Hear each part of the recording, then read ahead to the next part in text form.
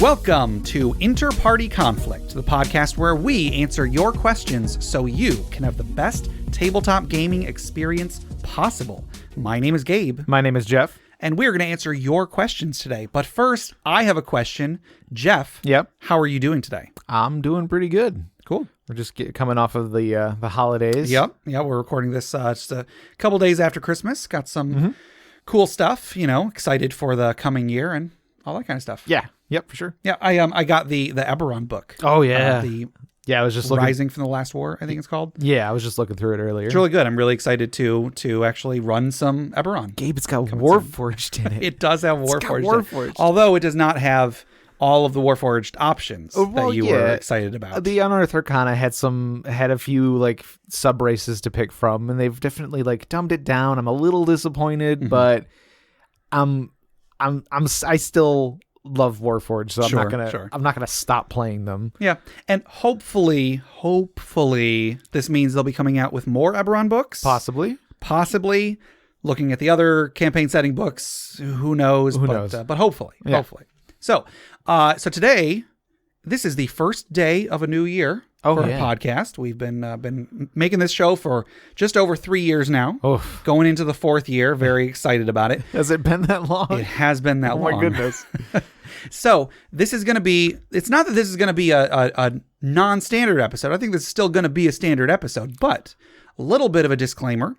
This episode is kind of intended for people who are new to D&D. Sure. Also people who are new to the podcast. Yeah. So with each of our segments, I think I'll probably give a little explanation of what the segment is. Right. So if this is someone's first episode, welcome. Yeah. My name's Gabe. And I'm Jeff. And so we're gonna try to walk you through the show, and in the future I'm gonna try to direct people here to this because we've never really done like an introductory episode. I know our very first episode was our very first episode, right? But it's also our very first episode. It is.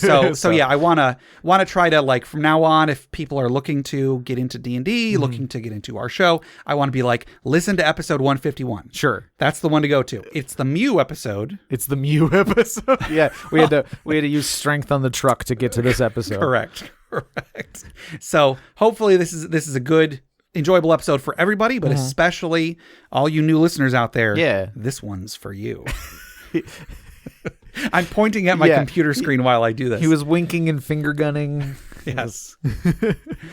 So you want to go ahead and kind of jump right in? Yeah, let's go for it. So Jeff, I want you to imagine you're at the tavern. Okay, you just got in from a long day of adventuring. Yeah. You're looking to just relax with a cup of ale, listen to the bard up on the stage. When the bartender comes over and sets down an extra glass, and then says, "Hey, this one's for free. It's from that shady-looking guy over in the corner." Oh, okay. And then, so you look over. Yeah. You see there's a guy in the corner. He's got an eye patch. He's got a scar across the other side. Not the eye patch side, but the other side of his face. Oof, close call. And he looks at you. He's got a drink of his own. He raises it up. He either winks at you or he just blinks. You can't quite tell. But well, I'll pick up the glass he gave me and kind of raise it to him. Okay. So thanks, shady stranger. So while you're having a drink, he sort of beckons for you to come over. All right. Well, I'll take both of my drinks and kind of hobble over there. Okay. So you get over there and you sit down, and then this grizzled looking fellow, he looks around to make sure nobody's watching. And then he pulls out from his cloak, he's got a scroll. Ooh. He sets it down on the table and he says, "You look like an adventurer." Yeah, that's kind of my deal, yeah.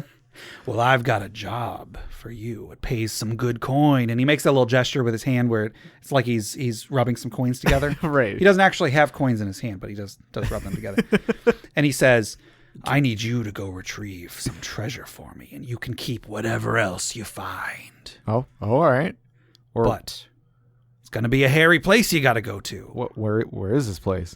The Dragon's Hoard.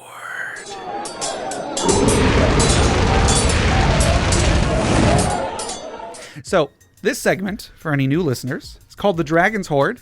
Every week, we get a magic item, either a custom magic item or one from a book or from a website, whatever. people submit them to us, and then we discuss them. I usually come up with a goofy intro like I just did. We discuss the magic item. We talk about some cool stuff you can do with it, and then move on from there. Because I love magic items. They're like one of my favorite parts of playing D&D. Right, yeah. So yeah. One of the best parts is just going through the book and looking at all the pictures and all the stats. It really is. You can come up with some cool ideas for characters, for adventures. Yeah, so many times we've had like a player was like, hey, I saw this magic item. I want to make a character that eventually gets that magic item. And that's awesome. That's perfect. So magic item today was actually not submitted by a listener. We did sort of cherry pick one for today. Yeah. But today's magic item is the Dragon Slayer. Ooh. Not the Dragon's Lair. The Dragon Slayer. Yeah, not that arcade game that eats quarters. Yes, it absolutely does. So the Dragon Slayer is in the 5th edition Dungeon Master's Guide. And it's pretty simple, mechanically at least. It is a +1 weapon, which means that every time you roll to attack with it, you get a +1 to your attack roll and a +1 to all damage rolls. To anybody you're attacking, you get a +1 to attack and damage. But also, when you hit a dragon with this weapon, the dragon takes an extra 3d6 damage of the weapon's type. So if it doesn't have to be a sword. Can be a sword. Sure. You could have a dragon slaying club. You could have a dragon slaying bow and arrow. Yeah. You know. So for the purposes of this weapon, quote unquote dragon refers to any creature with the dragon type, including dragon turtles and wyverns. Why would you want to hurt a dragon turtle? Because they're jerks. But they're turtles. They're so handsome. That is true. So they also have a great singing voice.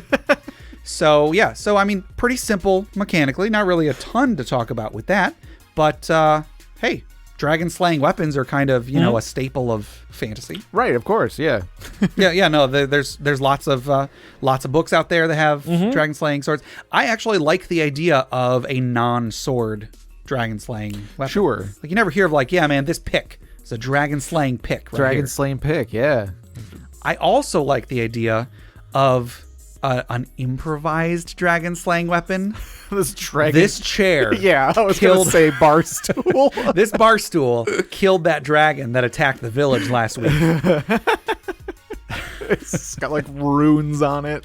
Right. And I mean, that actually makes me think of in earlier editions, there was like the weapons of legacy that were magic weapons that weren't really made magic. Like you didn't like you wouldn't craft a dragon slaying bar stool. Right. But if a dragon attacked the village and you happen to land the killing blow with a bar stool because you had nothing else on hand, I could see that bar stool becoming magical just by virtue of a heroic character used this thing to slay a mighty beast.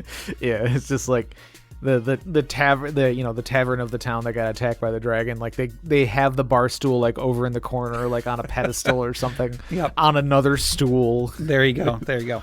And I imagine if there's ever like maybe someone is coming into town and like there's rumors that they might be part dragon, they have them sit on that bar stool, and if they're like, ow, that hurts. It's really uncomfortable. Yes, then they know. It's like 3d6 worth of damage uncomfortable. Ow.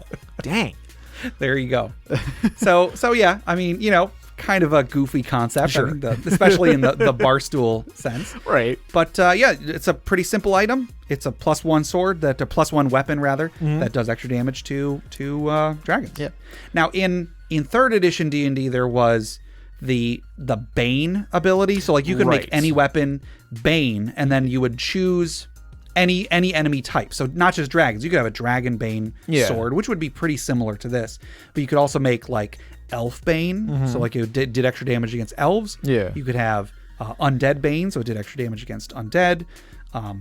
Outsider Bane, good Outsider Bane, so it did extra damage to like angels and such. All sorts of potential abilities. Orc Bane, Goblin Bane, exactly. But so I think with that in 3rd edition, it was like just an extra like 2d6. I want to say. Yeah, it was 2d6 instead of 3d6. Right. But yeah, I mean, this is very similar. I think they just, rather than just give you a chart to choose from, right? Yeah, it's more evocative to be like, this is the Dragon Slayer. Yeah. Well, because in the same book there's the Giant Slayer, true, which is basically the same thing, only it's 2d6, but then it also has a chance to like knock them down. Okay, so it's like you're knocking down you're like David and Goliath, like knocking down the giant. So like little less damage, but you knock some prone, so you can so the rest of the party can run in and hit them a little easier. Sure. If you were to, let's say this the Dragon Slayer, let's say you took away some of that extra damage and you gave it a special ability that you think would be helpful against dragons. What sort of ability would you put on there? I mean, mechanically speaking, something similar to knocking them down could be useful, especially because if they're flying, the way 5th edition D&D works, make them unable to fly or something. Yeah. So like if you hit them while they were flying, they would fall to the ground. Sure. If there were a way to make it so they couldn't use their breath weapon, that would be pretty cool. Yeah, temporary, it would because the way it works in 5th edition is when a dragon uses their breath weapon, in order to use it again, usually they have to roll a 5 or a 6 on a D6, is it? I think so. So every round the DM would roll the dice and see, okay, is the breath weapon recharged? Sure. So maybe the sword instead makes it as if they use their breath weapon, so it procs that recharge roll. Sure. So they would have to then, if they wanted to use it after he got struck by the sword, they would have to try to roll. Okay. Interesting. Or another idea is maybe make it so whenever they do roll, they have a -1, so they have to roll a 6 instead of a 5 or 6. Sure. Okay. Yeah. They take a penalty on their breath weapon recharge roll. Sure. I don't really think there are any mechanics that do that. Currently, yeah. Nothing. No, yeah. That's definitely not typical. But if you wanted to make this weapon a little bit more interesting than just straight extra damage, sure, that could be something you could do. Okay. Cool. Well, not really too much else to talk about this. I think it's a cool weapon in the book. It's a cool ability to put on a weapon. Yeah. I love the idea of a bar stool of dragon slaying. So that'll do it for the Dragon's Horde today. Once again, that was the Dragon Slayer from the 5th edition Dungeon Master's Guide. Jeff, if anybody wanted to submit a magic item for us to talk about in the future, questions for us to discuss, or a story for the funeral pyre that we'll be doing later on, how would they submit those? They can send us an email at interpartyconflict@gmail.com, or they can join us on our Interparty Discord by going to bit.ly/interpartydiscord. Yes. Yeah, so it's a lot of fun having everybody on the Discord. People submit stuff on there all the time. So yeah, if you're a new listener, like Jeff said, just go to bit.ly/interpartydiscord and join the discussion. Come on there, talk about some cool stuff, meet some new friends. Right. Lots of cool stuff. Yep. Before we go any further, I have an announcement to make. So in past episodes, we've given away a copy of Chapel on the Cliffs, courtesy of Goblin Stone. I think we're actually, from now on, not going to be doing that anymore. Ooh, okay. We've given away quite a few copies. Right, yeah. We haven't gotten any more submissions in a while, so I think probably a lot of people already have it. If they're interested in getting it, they have probably already gotten it. Sure. But I think from now on, we're going to be giving away something else instead. Okay. So every episode we talk about Crit Academy. It's a friend podcast of ours. Justin, Ian, and Brandon create new and reusable content for players and DMs alike. I usually do the plugs for that a little later on. But Crit Academy, it's a great show. Justin got in contact with me recently, and he told me if we want to give away one of their books, I can give away one of their books instead. So here's what we're going to be doing from now on, at least for the foreseeable future. Sure. We're going to be giving away a copy of the Unearthed Tips and Tricks book, which I helped write. Oh, yeah. So I've talked about this in the past. If you've listened to Crit Academy before, which if you haven't, I recommend it to you. If you've listened to Crit Academy, you're probably a little familiar with that. Every episode they have a character concept, an encounter concept, a monster variant, a magic item, a player tip, and a DM tip. Every episode they've got all those things for everybody who listens. The Unearthed Tips and Tricks book is, I went and took the first 50 episodes of their show and then compiled those all into one book. Yeah. And it's on DM's Guild. You can buy it. If you do buy it with your own money, I actually get a small cut of it. But we're going to give away a copy of that for free every episode. Nice. If you have already gotten the Chapel on the Cliffs drawing, you can enter it again for the Unearthed Tips and Tricks book. Awesome. So what should we have them do to get a copy of this? Oh yeah, I'm gonna have to change this up. Wow. Yeah. Probably an email. Yep. Send us an email at interpartyconflict@gmail.com. But in the subject line, put Unearthed Tips and Tricks. There you go. Or UTT. I prefer Unearthed Tips and Tricks. Right. You can spare a few extra clicks of that keyboard. No, just do Unearthed and just Unearthed. it'll make them upset. Jeff, I'm shaking my fist at you. All right. So yeah, from now on, for the foreseeable future, we'll be giving away a copy of the Unearthed Tips and Tricks book every week.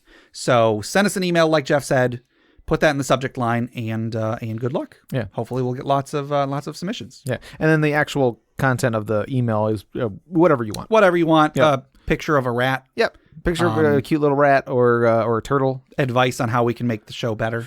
I mean, that's we're helpful. Always open to that. Yeah. Or just a list of curse words. I suppose if you really want to. It might not make it on the air, but right, yeah. All right. So thank you, of course, to Justin from Crit Academy for making that happen. We really appreciate it. So again, send us an email on Unearth Tips and Tricks in the subject line. Yeah. All right. And then I want to thank all of our wonderful patrons who have supported the show for the last couple of years. So we have a Patreon campaign. Patreon is an online platform where you can pledge to donate a certain amount of money per month to the creator of your choice. We've had one for about 2 years now. I think we started it 2 years ago. And it's been great. We've gotten so much support from our listeners. It's been so awesome. Yeah, very helpful. Very, very helpful. It's great. So for anybody who is not a donor that would like to patronize us, you can head to patreon.com/InterPartyConflict. We've got a few different tiers, each with various rewards on there. We've got some outtakes. I've written a bunch of fantasy fiction that you can read. I'm also in the process of making a bunch of those into audio format so you can listen to them. Mm-hmm.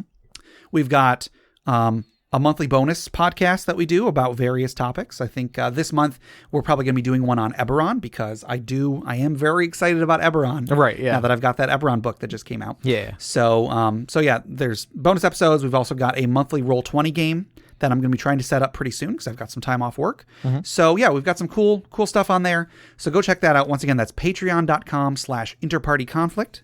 Check out the rewards, see if anything appeals to you, and if you feel like tossing us a few bucks a month, it'd really go a long way, and you'll get some cool stuff in return. Yeah. And then just one more thing, check out the other podcasts on the Crit Nation Fellowship. We already mentioned Crit Academy. Go check them out, critacademy.com. Also check out Brute Force and Ignorance. They are an actual play podcast on the network. And D&D Character Lab isn't making episodes anymore, but their episodes are still out there. Garen and Dan made characters every week and then pitted them against each other to debate whose characters were better. Mm-hmm. So go check those out. We got some great guys on here. So check us all out. Yeah. Cool. All right, let's get into some questions. Sure. All right, our question comes from Witchy1 on Reddit. I'm thinking of getting into D&D 5th edition. What do I need to know? Yeah, so this kind of gave me the idea for what I wanted to do with today's episode. Sure. So the question is, you're interested in getting into D&D 5th edition, what do you do? Sure. So this is kind of going to be a primer for anybody who is not very familiar with D&D 5th edition. Mm-hmm. If you've played earlier editions of D&D, hopefully, there might be some stuff you're already familiar with because they're all kind of the same thing. Yeah. But hopefully you'll be able to get a bit of a grasp on the mechanics. And if you've never played any sort of a role-playing game, hopefully this is where you can get an idea of how it works. Right.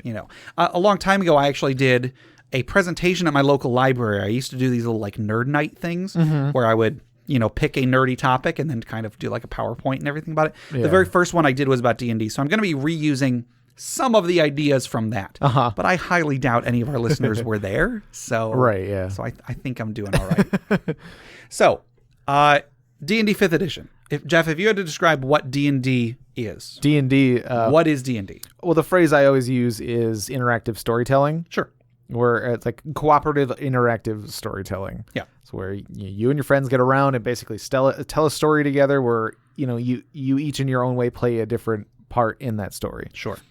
And D&D is not the only role-playing game. Right. A lot of people think it is. I'm not trying to, not saying anybody is stupid or anything. Like, right. It is definitely the most popular one. Mm. When a lot of people think of tabletop gaming, they are specifically thinking of D&D. Right. And that's not a bad thing. D&D is great. I love D&D. Yeah. But there are others. Each one kind of has its own niche that it fills. Mm-hmm. So if you were to play D&D and you're like, this isn't quite what I'm looking for, there might be another tabletop game that does fit what you are looking for. Right, because we kind of put ourselves out there as just like a general tabletop podcast, but we do it through the lens of D&D, which we have the most experience with. Definitely. And most of our listeners have the most experience with D&D. Right. So a lot of the questions we get are D&D.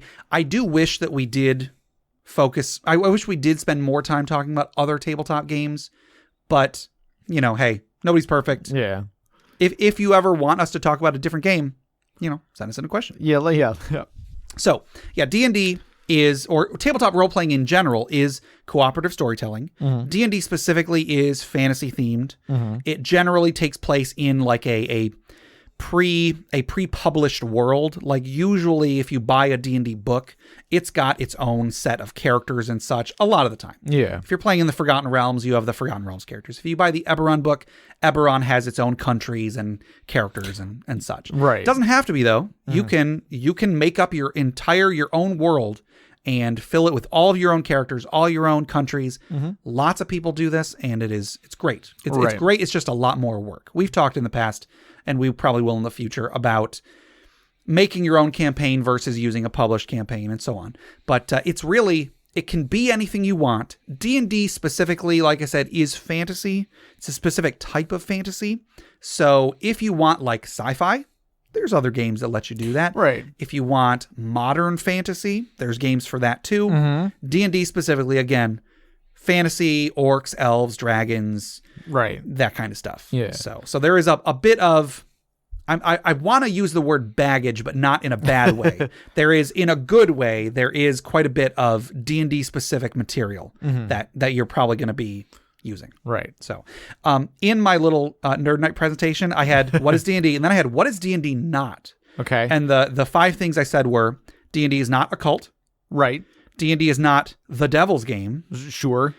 D&D is not going to make you kill yourself. Okay. Well, that's good. D&D is not going to teach you how to summon demons. Dang it. And D&D is not satanic in any way. All right. Fine. There's kind of a theme to those. A lot of people, I think, who got into or who were only exposed to D&D in the 80s may have gotten the impression that D&D was any or all of those things. Sure. It is not any of them. Yeah. It's just a game. It's just a storytelling game. Right. If you think that D&D is satanic, well, pump the brakes a little bit. It's not. If you look into it and you learn what it is, it's just a game. If you were to play a Lord of the Rings game, it is not any more or less satanic than D&D, even though it's not D&D. Right. If you were to play a Chronicles of Narnia game, that is not any more or less satanic than D&D. It's all the same thing. None of it is evil or anything. Right. So D&D's influenced a lot of things. Influenced video games, board games, movies, books, music, all sorts of stuff. Yeah. So, like Jeff said, it's a cooperative storytelling game. Generally, when you play D&D specifically, one person is kind of like the storyteller, kind of the person in charge. In D&D, they use the term Dungeon Master. In other games, they use other terms because Dungeon Master, I guess, is a copyrighted term specific to D&D. Oh, is it? Okay. Yeah. So I was just because Dungeons and Dragons is dungeons, so Yeah. you're usually in a dungeon, so you're the Dungeon Master. A lot of times, people refer to as a Game Master. Yeah, Game Master is a general term. Yeah. But I'm pretty sure that started being used because Dungeon Master was copyrighted. Okay. So, I mean, call it whatever you want. Yeah, because Dungeon Master's Guide, it's the title of the books, some of the books and stuff. So I guess that would be, they would copyright that. Yeah. That makes sense. So the easiest way to think of D&D is one person comes up with a story with characters, with locations, with set pieces, all sorts of stuff. Yeah. And then the other players make characters that are going to have a role in that story. Now, you should remember, though, that in the best kind of games, I don't think that's controversial to say, in the best kinds of games, the players do contribute to the story. It's not just the Dungeon Master is telling the story and everybody else is just basking in their awesomeness. Right. If that's your game, there's probably been some mistakes that have been made along the way. The players will hopefully participate, will hopefully have some say in what does or doesn't happen. Right. If the Dungeon Master plans something and the players want to do something else, one of the hallmarks of a good Dungeon Master is being flexible to, okay, the players want to go do this other thing, let's come up with what happens when they go do that other thing. Maybe try to steer them towards what you had planned. Every Dungeon Master is going to deal with it differently. Right. But if, say, the Dungeon Master comes up with a story where a dragon's attacking a village, it kidnaps a couple townsfolk, and then the characters are gonna have to go and sneak into the dragon's... Beat it with a bar stool. Beat it with a bar stool. Then the players would be, ideally, heroes that rise up when the dragon attacks. Maybe they would have a fight with the dragon, but then the dragon escapes. Then they would play out the journey to the dragon's lair, the traversing the traps and so on to get to the dragon, then fighting the dragon and rescuing the townsfolk. That's kind of what a typical framework of a story would be. Yeah. But then, let's say one of the players is playing, I don't know, a Dragonborn who is like a dragon person who maybe is somehow distantly related to that dragon, and then they want to try and talk to the dragon instead. Right. Or try to reason with it. Or maybe one of the players is playing like a ranger that has been training to fight dragons their entire life, so they're going to be especially effective at fighting dragons. Maybe they want to try to stop the dragon from escaping in the first place, and so they like, I don't know, jump up and tackle the dragon and grab onto it and try to cut its wings or whatever. Then those are things that hopefully the dungeon master will try to work with, try to come up with a way to reward players for coming up with things they're going to be doing. If the story goes off the rails, different dungeon masters are going to have different levels of ability to deal with that, but hopefully they can still make it fun no matter what. Because the end goal of any D&D game is for everyone to have fun.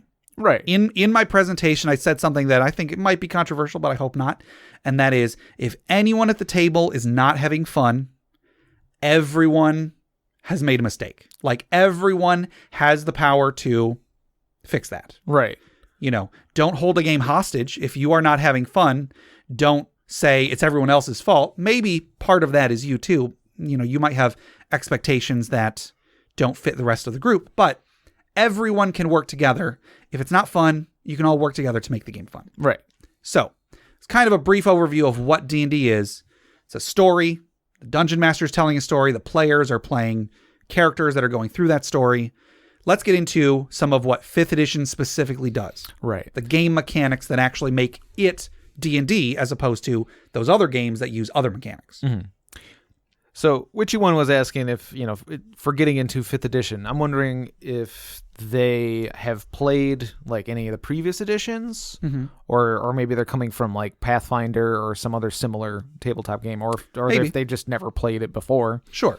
If you have played other versions of D&D, a lot of the mechanics are pretty similar. Yeah. I feel like the easiest one to come from would be 3rd edition or Pathfinder. Yeah. Just because there are more, I feel like there's more similarities between 3 and 5 than 4th edition and 5th edition. 4th edition was quite different. Yeah. It deviated a little bit. A little bit. Although I feel like it's also the hardest to come from 3rd edition to 5th edition because there's a lot of carryover, a lot of things you carry with you. Yeah. A lot of us played 3rd edition because third edition went through 3.5. Yeah, it's so popular. It's so popular, and it lasted a very long time, and there was a lot of they kept adding more and more and more and more content. Right. So it was the longevity of it makes it hard for you to not think of 3rd edition when you're playing 5th edition. So. Yeah, it's very hard to forget what your experience is which can get in the way when you're trying to learn a new edition.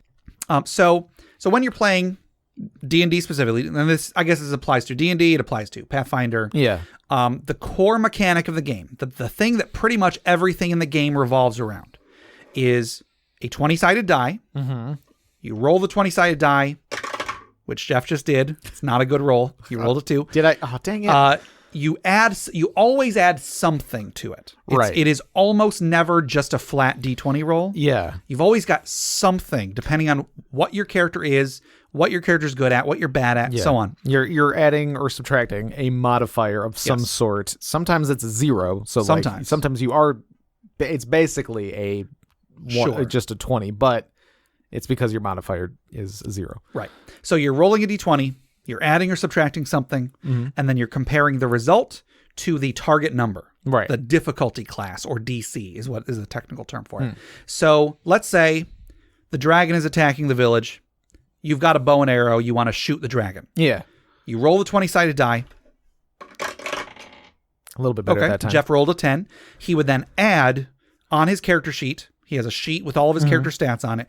He would add whatever his attack bonus is for a bow and arrow. Right. Let's say your character has a +4. Sure. So that's a 14 total. Well, I would look, if I was the dungeon master, I would look in the stats for the dragon. I would look at what the dragon's armor class is. Armor class is the target number when someone's attacking you. If their armor class is 14 or lower, Jeff hit. Yay. If it is higher than if it is a 15 or more, he misses, which does no damage. Very likely for a dragon. Probably. Dragons tend to be pretty tough.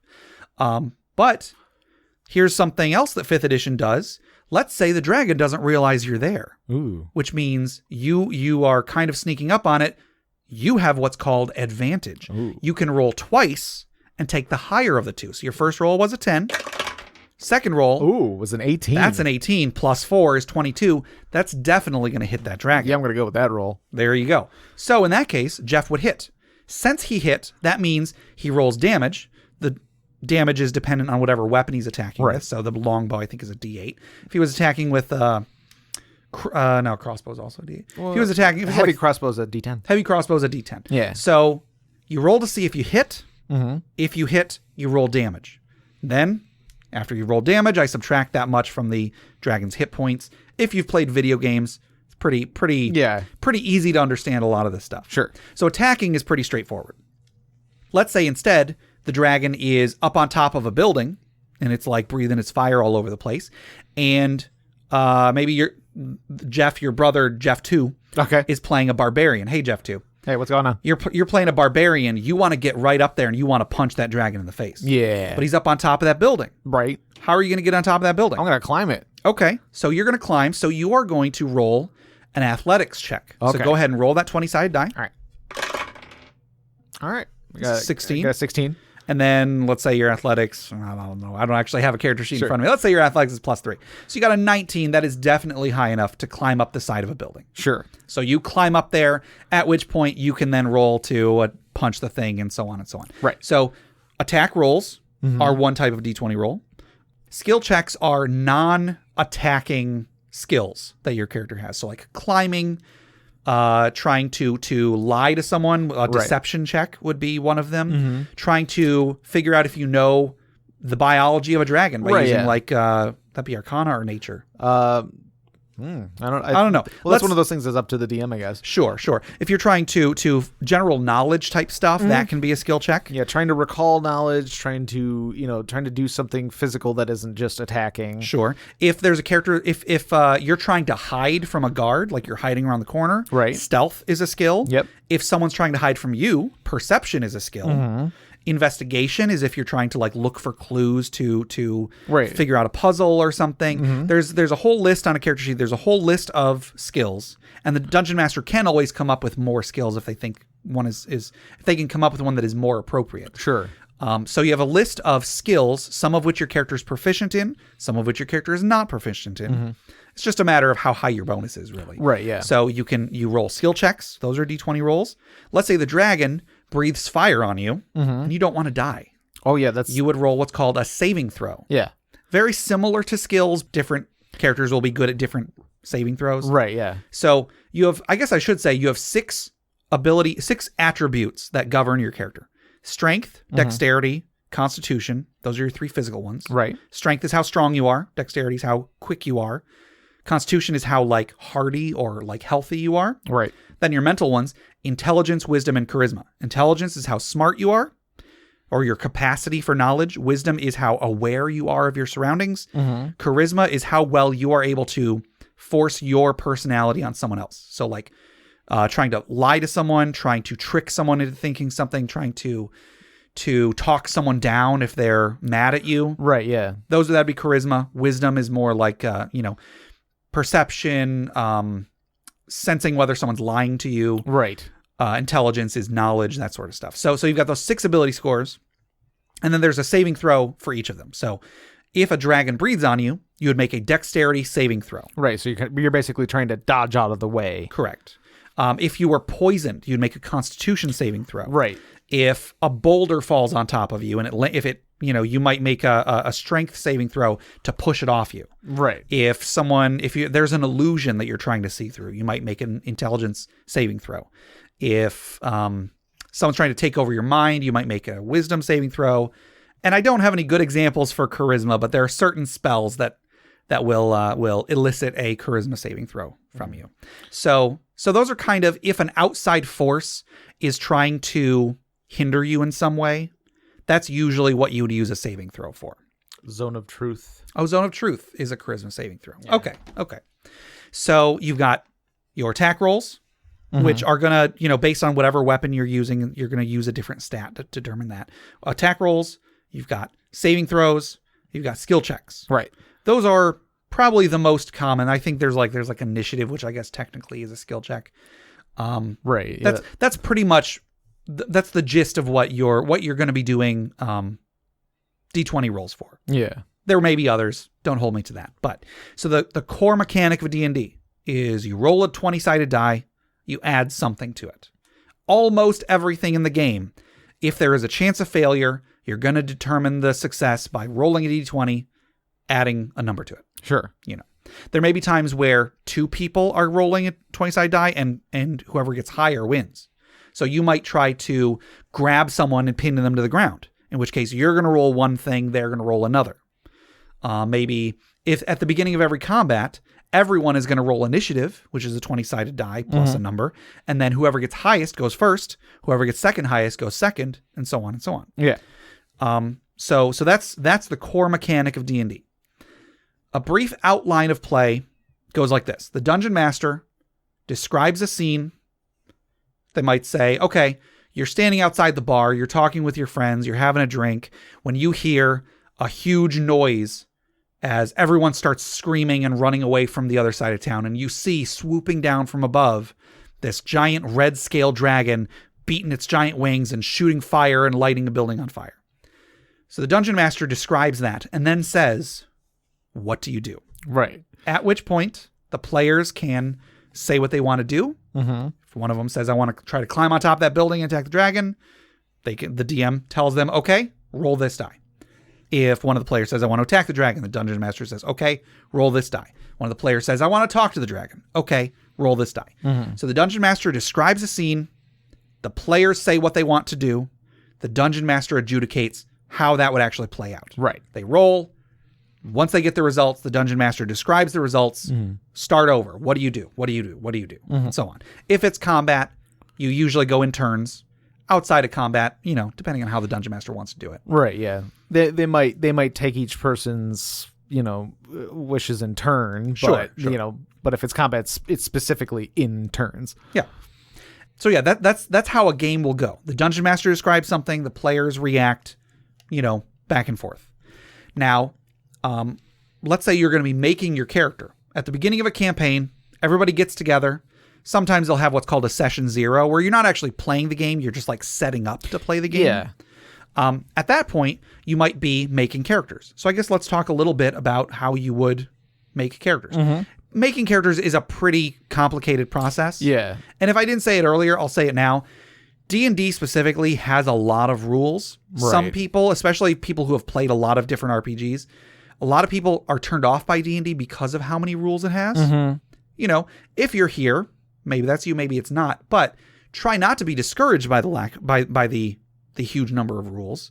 There are a lot of rules, but if you have someone to help walk you through it, once you get the gist of it, it's pretty simple. Yeah. Like I said, the core mechanic is roll a d20, add something to it. Right, yeah. Almost everything in the game can be determined by that. There's just a lot of specifics because D&D, the creators tried to make it so that there's enough rules for every possible situation. Sure. So whenever there isn't a rule, the Dungeon Master can adjudicate whatever they want. But they want there to be, well, if you want to grab someone and pin them to the ground, here's the rules on how to do it. If I want to drop a rock on someone or whatever, here's the rules how to do it. If I want to do this other thing, here's the rules on how to do it. So D&D does have a lot of rules because there are a lot of options. Once you get the hang of it, it's pretty simple. The actual play is pretty simple. It's just a lot to take in at first. Right. So let's say you're going to be making a character. I guess before any other steps, I'll go into some other steps as like first step, second steps, and so on. The first thing before anything else, kind of the step 0 that you want to do is you're going to determine your ability scores, your strength, dexterity, constitution, intelligence, wisdom, and charisma. You want to do this first because then, or at least I like to do this first because I like to know what scores I'm going to be dealing with. If I have like 2 high stats and like 2 middle stats and 2 low stats, then I like to go into the character knowing, okay, 2 of these things I can be good at, 2 of these things I'm going to be bad at, and 2 I'm going to be average at. So I personally like to do it first in theory. I guess you could do it whenever. But you're going to determine these stats the way that your Dungeon Master tells you. The book gives 3 options. You can roll for them, which I don't like because it's going to be with you your entire, the entire life of your character. Right. And I like it to be consistent rather than just completely random. Yeah. So you can roll for it. You can choose from like a specific set of numbers to put in there. It's called an array. Or you have a set number of points that you can use to determine your own array. So everybody would start with the same number of points. So it's a little bit more fair in that way. But with point buy or an array, everyone kind of ends up with similar stats. Sure. Some people like to roll because it can be anything. Right. The thing to do with the reason why you would want to roll is because you have a chance of getting something like an 18, I think. Sure, it's the highest that you could have in a stat. Right. Whereas a point buy, I don't think you can get above a 15. I think so. Yeah, I think there is a thing in there saying like you can't. In other games there have been similar systems that there isn't a cap. It just gets more expensive the higher you go. Sure. But in 5th edition D&D, 15 is the cap if you're using point buy. Yeah. So like if you want to run that risk just to get, but for a chance to get, an 18. Yeah.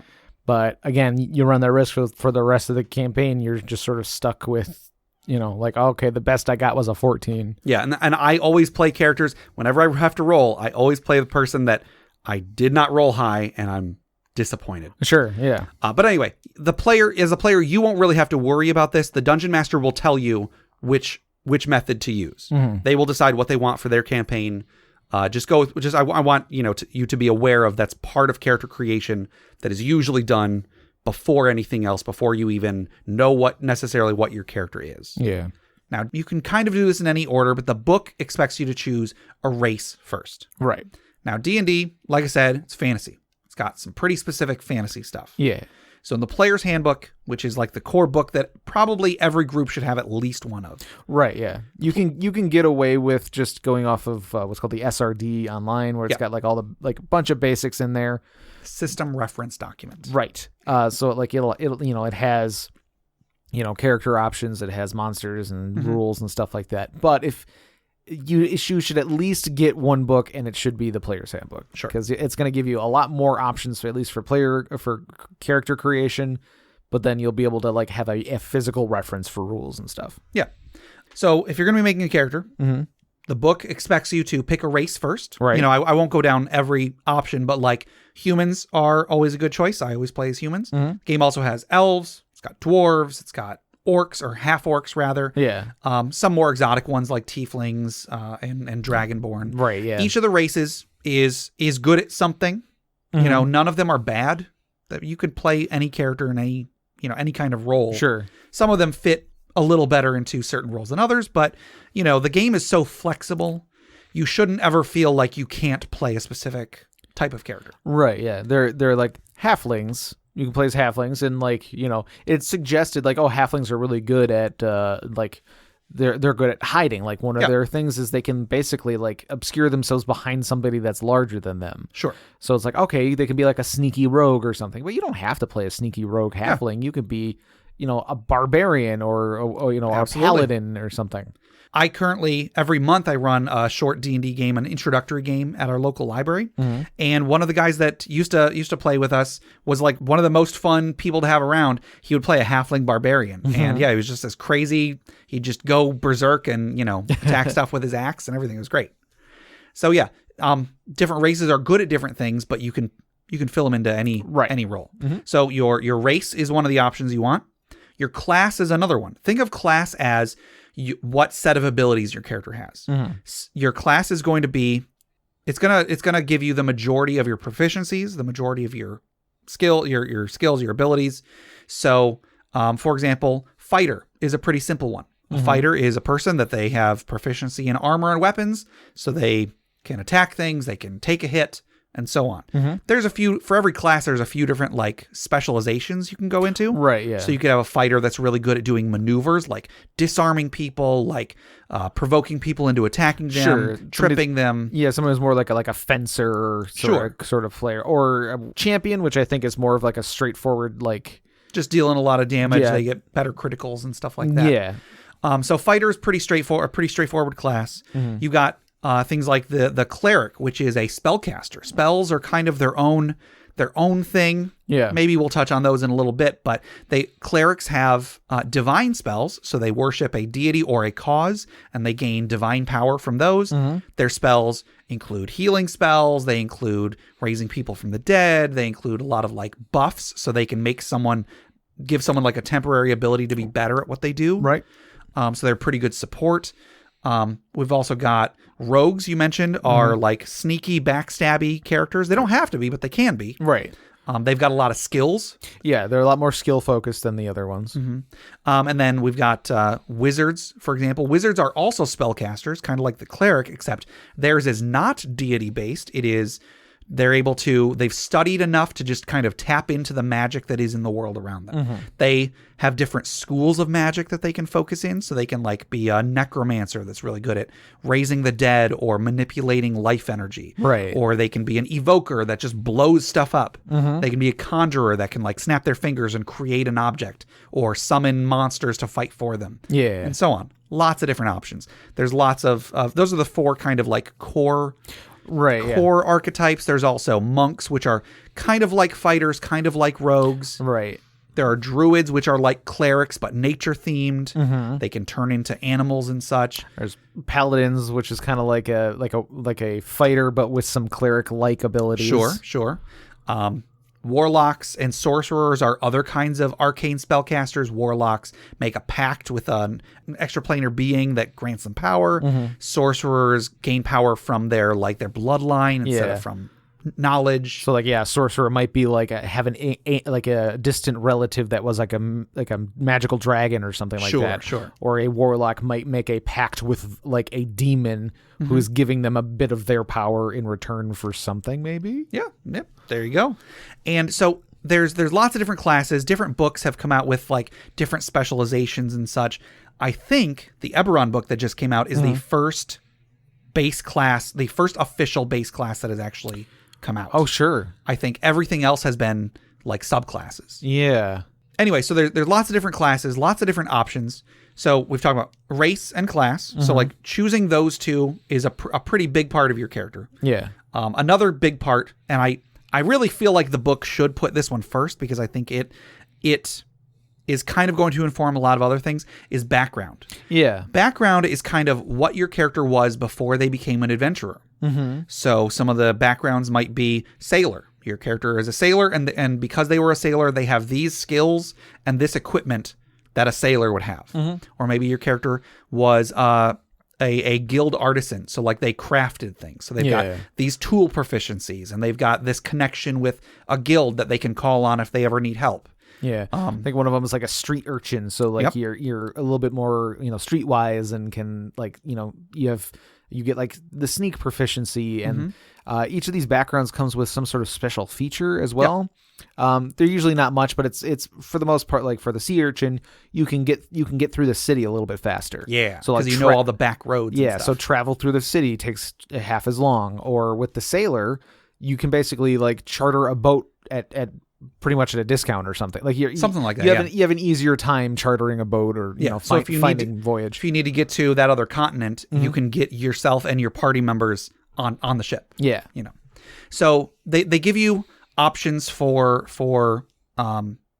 things that you can kind of base your character off of. So if you're not really sure how you're going to role play your character, then you can say, okay, well, I'll just act like my character is a sailor. I'll think to myself, what would a sailor do in this situation? Right, and then that's what my character will do. One thing about the street urchin that you mentioned, they start off with a pet rat. Oh, they do. So that is one of my favorites. That's right. Yeah, it's just one of the items they have. It's just like a little like a pet mouse or something. Yeah, something like that. So yeah, backgrounds are very important. It's probably one of my favorite parts of 5th edition D&D. Yeah. That it was a thing that sort of got added into other Like in Pathfinder, they have something that sort of approximates that. But in my opinion, there's less of a focus on role-playing with that. Because I remember when I first was looking through the fifth edition book, like I saw the backgrounds and I'm like, this is a really cool idea. This is really neat. Yeah. And not really thinking of as like, oh, this is what you're supposed to do. Sure. This isn't just a suggestion. This is actually part of the character creation. So I'm like, okay, that's really cool, because I always have a hard time, like, coming up with a character background. Like I always come up with a cool concept or something, or a nice build, nice optimal build for my character's stats or something. And I might think of I always try to come up with something last minute as far as a background. But now that's like actually part of the creation of the character. Yeah. I feel, a little bit more forced to actually think about it. So like, yeah, I'm going to pick the street urchin, but like, why are they a street urchin? Okay. Well, so that's a really good point. I recently heard, I don't remember if it was on Crit Academy or something else, but you should always be asking, the DM should always ask the players, why is your character that background? Sure. Why did your character become a sailor? Why did your character become a guild artisan? Why was your character living on the streets? And then that is a great way to get people thinking about their character's life. Right. Why did my character want to become a sailor? Yeah. And like, the initial answer might just be, oh, I needed those stats, which is not a bad thing. Sure. But you should also then be like, okay, well, let me think of a way of in the story, how did this happen? That's not the DM's way of going, well, you should pick something that makes more sense, huh? No, not at all. I always, not every DM is going to feel this way. I always feel like the players pick whatever is the most fun for you, as long as you can justify it in the story. Awesome. I always get annoyed when people are like, oh, I don't let my players multi-class those classes and those classes or whatever. It's like, dude, let them play what's fun. Yeah. And then they have the fun, the extra fun part of coming up with a justification in the story. Yeah. It's like, that's its own that's its own task. That's its own puzzle. That's part of the storytelling is like you're telling the story of your character, and like everybody wants their character to be unique, and that's the way to do it. Yeah. So race, class, background, those are like three of the most important parts of making a character. If you have an idea of what type of character you want to play before you start, you'll probably be able to pick those three pretty easily. Yeah. A lot of groups try to have a balanced party. If there's already a healer, maybe there's not already a healer. Yeah. If there's already like a rogue or something, maybe don't play another rogue. do whatever, like I said, do whatever you want. Do whatever is fun for you. I always try to fill whatever role isn't being filled. Sure. So whatever works for you. I'm not trying to tell anybody how to play the game, but that's how a lot of people do it. Is they say, okay, well, the party has this, and this. I'll try to be this, and so on. 5th edition more so than others. It's not as important to fill out the roles. Yeah, it's you can play a game with any combination of characters. In 4th edition, it was very role based. So like if you didn't have a leader, if you didn't have a defender, if you didn't have a controller, and you didn't have a striker, it would be a bit harder to play the game. You could do it, but all the time you hear about like, oh no, my party has 4 strikers. What do I do? And then it's hard to do. 5th edition, less so. You don't really have to worry about that. Play whatever you want as long as you can fit it into the story. Sure. So some classes have spells. I won't really get into how those work, really. Just kind of look at whatever your class is. Your class has a chart that tells you how many spells you got, how many spells of various power levels. Right. And then you typically choose from a list which ones you're going to have available. You can cast those however many times your class lets you. There is a bit more to it, but it's really going to be specific to which class you're playing and so on. And I'm not going to bog everybody. Well, at level 2, the sorcerer gets this many spells known, and then they can cast this many. They can transfer those into arcane points or whatever. Yeah. Yeah, there's slightly different variants depending on the class. Like each class in the book it'll have a little section called spellcasting, and it'll go into more detail how it works for that specific class. Most of them are very similar. A few of them are quite a bit different. Yeah. But yeah, for the most part, you have basically just this font of, energy that you can expend by casting spells or whatever. Sure. Like, it's a lot of work at first figuring out what spells you're going to use. Once you've got them picked out ahead of time, you're probably not going to deviate from that very much. It's probably going to be every adventuring day, okay, I've got this many of these, this many of these, this many of those. And then casting spells, when you're in combat, we talked about you could punch the dragon, you can climb the thing or whatever. In combat, you've got a certain number of actions per turn. You've got an action, it's just called an action. Right, yeah. You've got a certain amount of movement you can do per turn. And then you've got what's called a bonus action. You can only use a bonus action if you have an ability that takes up a bonus action. Right, yeah. It doesn't mean you get a second action. It means if you have a bonus action ability, you can use it during your bonus, but you only get one bonus action around. Right, yeah. So there's certain things that are bonus actions, but you can only do that once. So in a given turn, it will usually be I move and I attack. Yeah. Or I move and I cast a spell. At higher levels, your action might be 2 attacks. Yeah. You might move and then use 2 attacks. You might move and cast a spell and then use a bonus action spell because I have this one spell that's a bonus action to cast. Yeah. But for the most part, it will always be, you've got your movement, you've got your action, maybe you've got a bonus action. There's also a reaction. Again, you can only use a reaction if something provokes a reaction. Right, yeah. Reaction is a lot of times going to be happening not when it's your turn. It's you're reacting to somebody else's action if it meets a certain requirement, certain requirement. There's a spell called Counterspell where when someone else casts a spell, you use your reaction to stop them from casting a spell. You cast a spell that cancels out their spell. Right, yeah. So that's an example of a reaction. Yeah.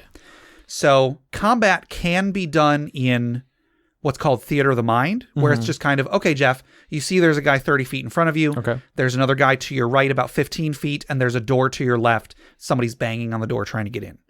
What do you do? I cast Fireball. Okay, Jeff cast Fireball. It blew up. It killed everybody. Yes. So theater of the mind is done through descriptions. The DM says how far away things are. The players kind of have to visualize what's going on and then react accordingly. You can also play on a grid. So like if you are playing physically in person, you would have a thing on the table that has like usually a 1-inch square grid. And then you have miniatures that show where everybody is in relation to one another. If you're playing online, you can play through something like Roll20, where you can have a virtual tabletop. So like you'll see a grid on your screen. There will be like an icon representing this character, icon representing that character. So you can play on a grid, which is a bit more tactical, but some people find that a little bit more limiting because it's less about what you imagine is there and more about what is physically there in front of you. Yeah. So each has their own ups and downs. Yeah. And you can kind of do a little bit of both. You can for the most part stick to theater of the mind, but if you need to illustrate something more specific, like if the players are get a little confused, was that guy, how far was he to the right? Exactly. You could be like, you could just, do a quick little like, oh, he's here, you're here. Yeah. So combat, I would say, unfortunately, combat takes up quite a bit of time in D&D. Yeah, it is a good majority of what D&D is. Yes, I sometimes joke that if I'm ever planning out a session and I don't have very much prepared, all I have to do is just throw the players into combat because then, that's the rest of the session right there. Right, yeah. So, combat, it takes a long time. That is just a kind of a part of, there are so many rules. There's a lot that can be done. And it's all done in turns. It is all done in turns. I find theater of the mind is a little bit faster than playing on a grid, personally. That may not be true for everybody.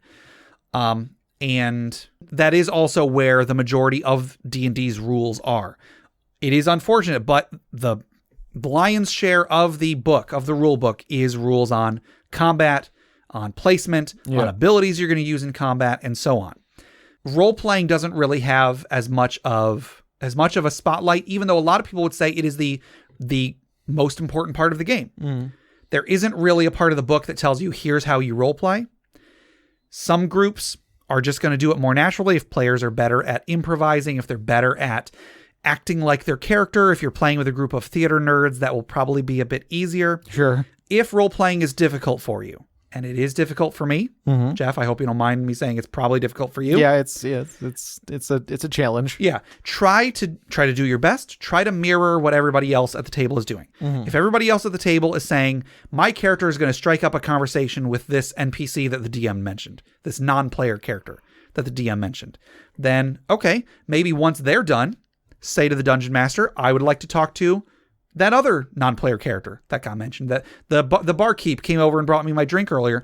I'd like to go and talk to the barkeep. And then try and think about what you want to talk to the barkeep about. Yeah. Maybe think of what your character's goals are. And what your character wants to be doing at the current moment. Right. You picture yourself an adventurer and you want to go on quests or do, try to get some money or something. You can go up to the bartender, be like, hey, are there any jobs available? Have you heard anything, anybody looking for somebody to take care of some goblins or something? Sure. Because one thing that I think gets downplayed a lot is that starting up a campaign, the first session is always very awkward. Right.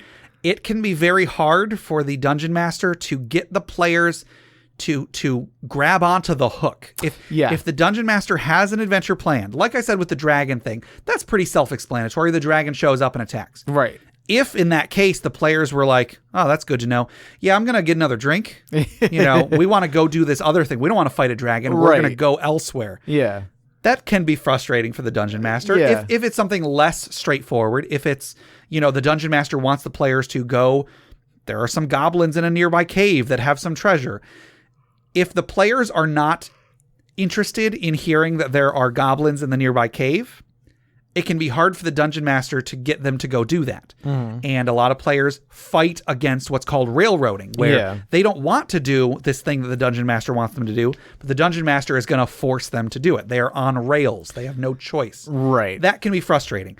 It's not always bad, but it is often bad. Yeah, there's this sort of like tug and war between the DM railroading and then the players fighting against that railroading. There can be. Sometimes either side can do it a little, it can come on a little strong with it. Cause I've definitely been guilty of like derailroading, just like too hard because it's like, well, I know this is obviously what needs to be done, but I'm going to do this other thing because I feel like I should be able to do this other thing. Sure. And I don't want to discourage people from not taking the hook because the game should be an open game. If there is something else that sounds more fun, you should be able to do that. And then also dungeon masters try to be more willing to let your hook go. If you had something planned and the players are not interested, try to come up with something else. That being said, if you're the player and you can tell the DM wants you to go do this thing, maybe go do it. You are here to play the game. Yeah. So if somebody mentioned, there's these goblins over there and there's a bounty on their head. And if you don't know what to do role-playing wise, just say, hey, there's these goblins. Let's go fight these goblins and make some money. Yeah. If you can tell that there is a hook, go ahead and bite onto it. Or if you're not sure, if that's not necessarily what you're doing, maybe if somebody just mentioned something that sounds cool, tell the dungeon master, I want to go and check out that thing that I just heard about. Yeah. Because if there is something cool, maybe the dungeon master doesn't know maybe had several things planned. And if you definitely bite onto one of them, that's a direction to go. It can always be frustrating when it's like, nobody can make a decision. Nobody has done anything noteworthy. They're just hanging out in the bar. Right.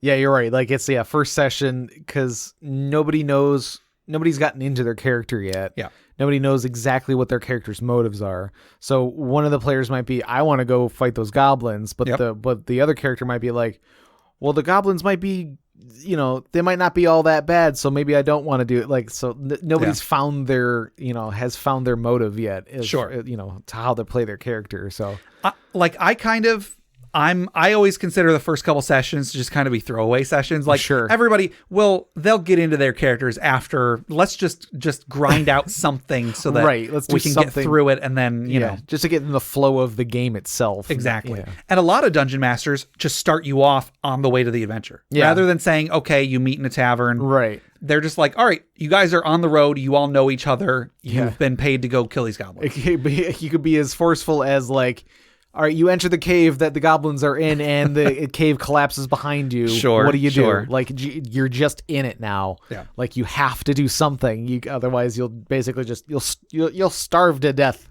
in the entranceway to this cave. Sure. So, like, there's a right way. Well, there's a lot of right ways to do D&D. Mm-hmm. There's probably a lot of wrong ways to do it too. There's no one right way and no one wrong way. There's a lot of right ways and a lot of wrong ways. And some of the right ways are wrong with the right group. Okay. Some of the wrong ways are right with the wrong group. So no one thing is constant, I guess, is what I'm trying to get at. So panic at all times. No. You'll never win. So relax. As long as everyone at the table is having a good time, you're golden. You're doing it right. Gabe, I'm freaking out. Too bad. Oh gosh. So if you're not good at role playing, don't worry. Okay. It's okay. Okay. You'll get used to it, or you won't. In either case, you'll settle into a groove and you'll be fine. Right. Just try to at least match what everybody else is doing. Mm-hmm. You know. Maybe if you're the one person in the group that's like all gung-ho about role-playing and everybody else is just staring at you like, when do we get to combat? Right. Maybe dial it back a little bit. Sure. Maybe try to encourage the other players to do the same. They might meet you halfway. You know, you dial it down, but they might step up a little bit. Right. So the actual play of a session is, like we said earlier, the DM describes the scene, players react, the DM then adjudicates what that means. Right. Rinse and repeat. Pretty much that's how the majority of your session will go. It'll become routine after surprisingly quickly, I would say. Surprisingly quickly, it'll become routine. Now, at the end of a session or at the end of an encounter or whatever, you'll get hopefully some rewards. You might get gold that your character can use to buy more gear. Mm-hmm. You might get magic items. We talked about magic items earlier with the Dragon's Hoard. You might get a Dragon Slayer, bar stool or whatever. Right. You also get experience points. Experience points, once you get a certain amount, your character levels up. You then, whatever class you are, you get the abilities that are on the next line. You get some more hit points. You get some more spells, some more class abilities. You might choose to take a different class instead of that same class. You could be a level 1 wizard. The next level, you take a level of fighter. Yeah. That's kind of complicated. I'm not going to really get into that today, but that's an option. You can build a character as varied and as unique as you want to. You know, you don't have to feel shoehorned into whatever it was you got at the beginning. You know, you can do whatever you want. So as the game goes on, you will grow as a player. Your character will grow as a character. Your dungeon master will grow as a dungeon master. Right. And it'll be a ton of fun. Yeah. Now, we didn't really talk a ton about the specifics of 5th edition. Sure. Because there's a lot of them. I don't really want to just read through the entire player's handbook towards you. We talked about the core mechanic, D20 plus whatever. Yeah. We talked about advantage. Right, which is, that's definitely a big thing in 5th edition. Yeah. That's definitely different from the earlier editions. Right. Whenever you're in a situation where you're in like the best possible circumstances. Yeah. If you're about to attack someone that doesn't know you're there, if you're trying to persuade someone to help you and you like slide them a few coins or something. Sure. That might give you advantage on your persuasion check. There's the opposite disadvantage where like, you know, if you are trying to persuade somebody to do something, but they're already kind of hostile towards you, you might have disadvantage. Like it's going to be a bit harder to do something like that, to pull that off. So in that case, you would roll 2 20-sided dice and then take the lower of the two, which sucks. Yeah. It sucks real bad. Yeah, it's kind of crap when you roll a 20 but you have disadvantage and you roll again and it's like a 4 and you're like, well. Yeah. I guess I fail. Like, right. But I do really like the advantage disadvantage mechanic, because in early editions, like in 3rd edition, when you were trying to do something and you had some, you know, you had an advantage, it would basically be because you have like these 4 feats. This one's giving you +1. This one's giving you a plus, 4. Yeah. You're a half orc, so you're getting a +3 for this. But then that doesn't stack with this other bonus that you were already with this getting. other bonus because like you can't have 2 of the same type of bonus, and it's like it was real complicated. And like yes, it was fun in the way that you could kind of like min-max your build to the point where you were getting like a +40 to jump. Yeah, and you can just scale a building. It's like that's +40 to jump. Those are rookie numbers, Jeff. You're right. Sorry, go on. I was starting them off small. Yep. So like you could get some crazy high numbers in order to do like just unimaginable feats, but like they really some would say dumbed it down, but I like they simplified it, and like it feels this sort of like really when you think about those larger numbers. Yeah, but it just makes everything so much easier to where if a player wants to do something that isn't described in the book or the rules. Yeah. So they want to do a thing and they think, and you as the DM are like, would they be able to do that thing? Well, okay, let's roll for it. But I think it's going to be really difficult. Roll at disadvantage. If you think, you know what, for your character, that actually would be probably pretty easy. Roll at advantage. Yeah. You don't have to give it too much more thought than that. Like if it's so easy they wouldn't have to roll, just let them do it. Yeah, exactly. That is an important thing. If there is no chance of failure, don't bother having the players roll. Right. Or if there's no chance of success, don't have the players roll. So many times people are like, I rolled a natural 20 on my check to jump to the moon. Right. I should be able to jump to the moon. No, there was not a chance of you succeeding. There was no chance, there's no reason to roll. Yeah, that I think that's a skill by itself for a DM is knowing when to have a player not roll a die. Sure. So advantage and disadvantage, it cuts out a lot of just the granular bonuses that exist, bonuses and penalties.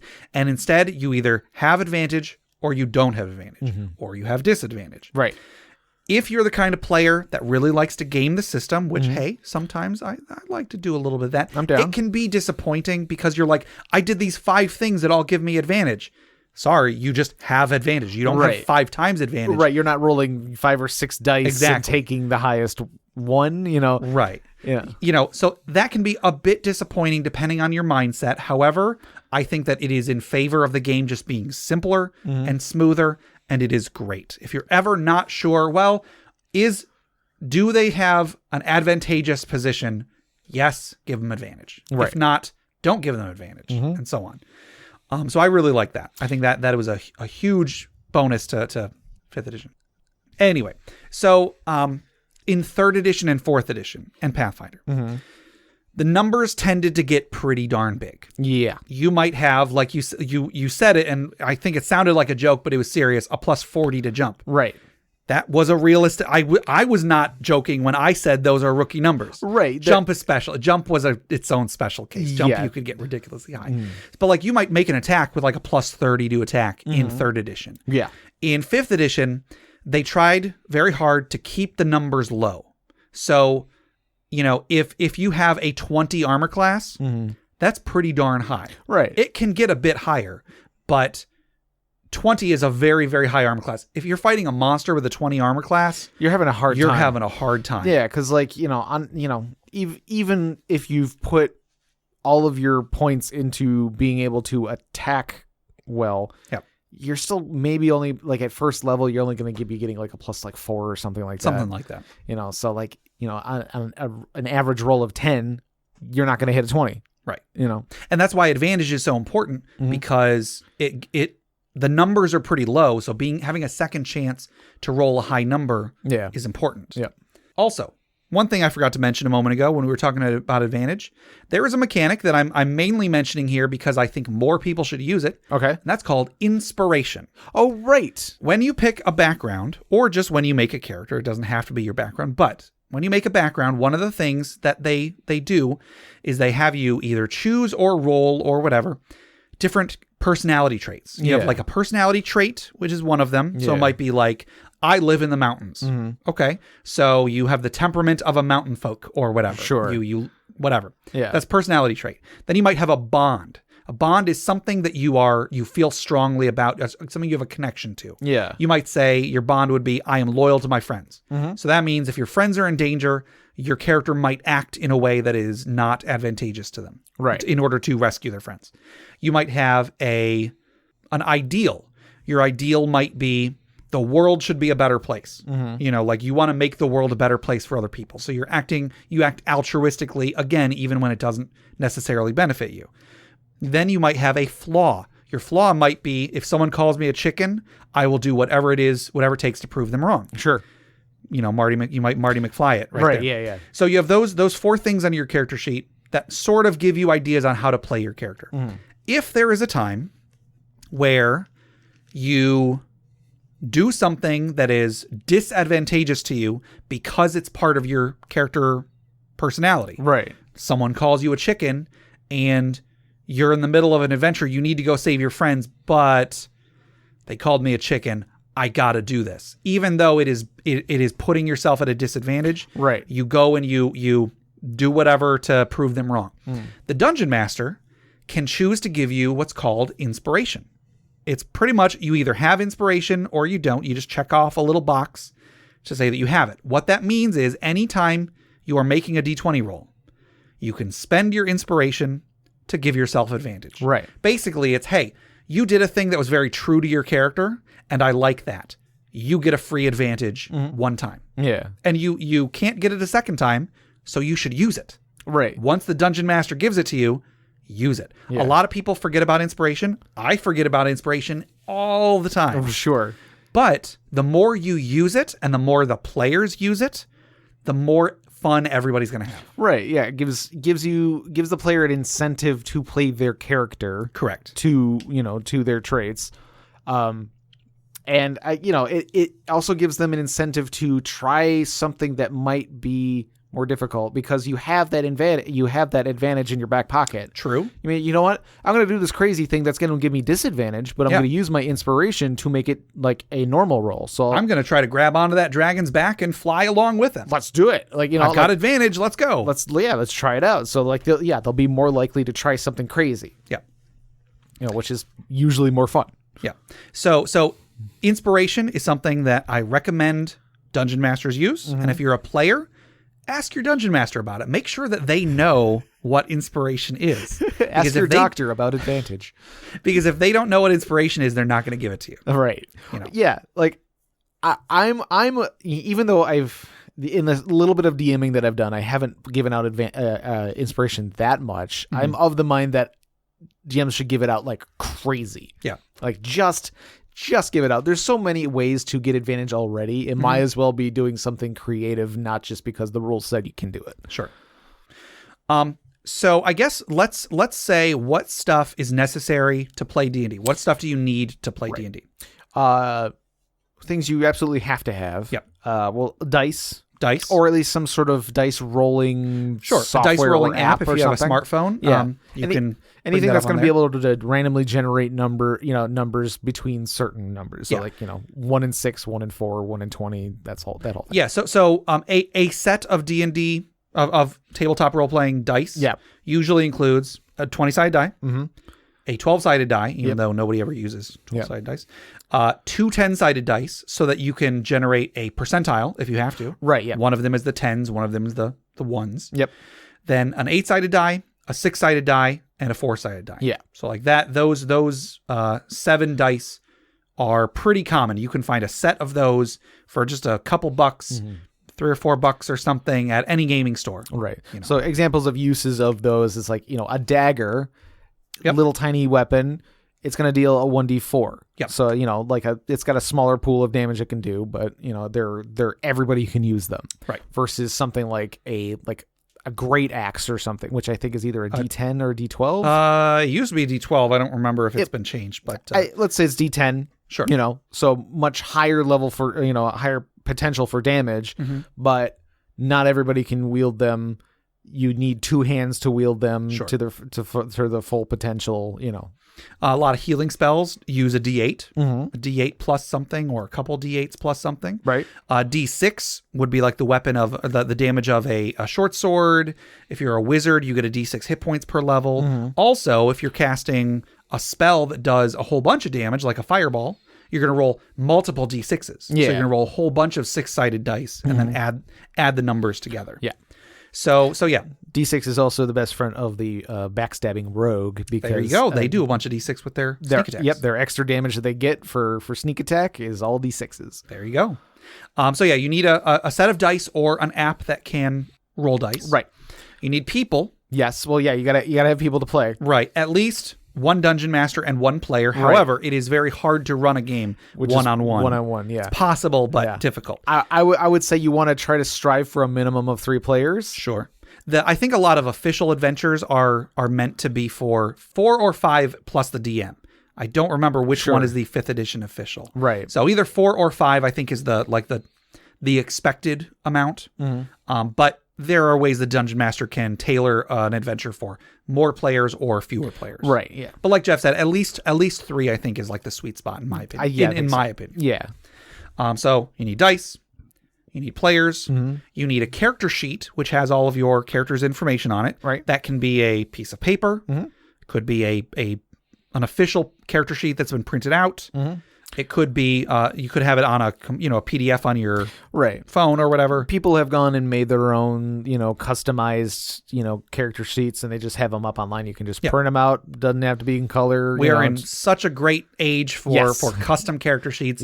When I first started playing D&D back in 3rd edition, eventually I got to the point where I would the character sheets that I would find that were printed were never good enough. So I would end up just using a blank sheet of paper and just writing everything out that I needed. Back when I was playing 2nd edition, I made my own character sheets. There you go. I had these large pieces of paper that I'd fold into little booklets. And then I would take a ruler and draw out all the lines and okay, my stats are here, my skills are here, my spells are here, and so on. So I'd make my own character sheet. So if you don't have access to the internet, I guess. Yeah. Which, how are you listening to this? Wait a minute. Are we just sitting in their house talking about Dungeons and Dragons? This is really weird. Oh, hey, what's up, listener? Hey. How did we get in here? I don't know. It's the Dragon's Horde. We should probably go.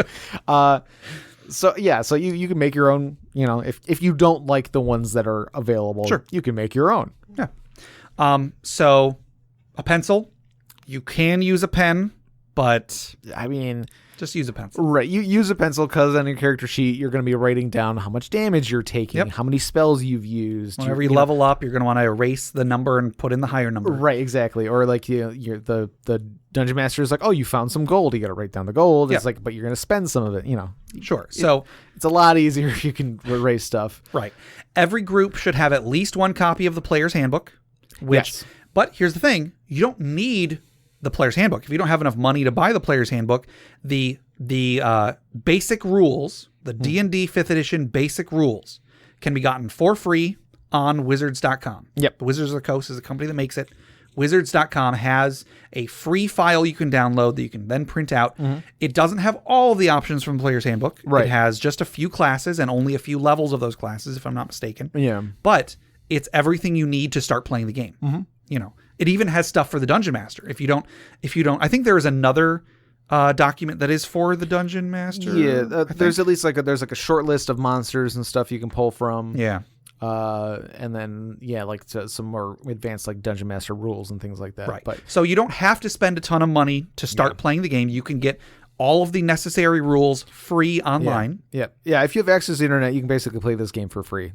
You can find a number generator for dice. Right. You can find these the basic rules. You can get that for free. So if you absolutely want to start this right now, you can go ahead and do it. You can do it. And if you go to a website like roll20.net, there you can play it online. You don't even have to have other people to play with. You can find other people on there. I do recommend trying to find people in person, at least at first. Yeah. But do whatever you got to do. Play with your friends, somebody you know and can, get along with. Yeah. So you need dice, you need piece of paper and pencil, you need people. An imagination. Sure. An imagination, I think, is a very, very important part of this.